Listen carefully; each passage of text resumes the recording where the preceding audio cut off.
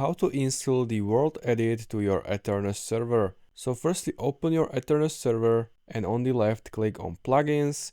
If you don't have the plugins option here, click on software and make sure your server has the software where you can see this option for plugins. So click on plugins and here we want to search for the World Edit. It's here. Now find the version which is compatible with your Aternos server.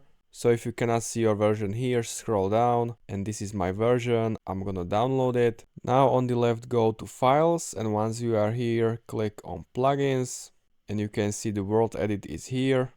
So if you open your Aternos server, you can use the World Edit, type to your chat World Edit help and here you can see all the commands which you can use. You can for example type / and drain and choose the radius and this will happen. So I hope you find it helpful guys, see you next time.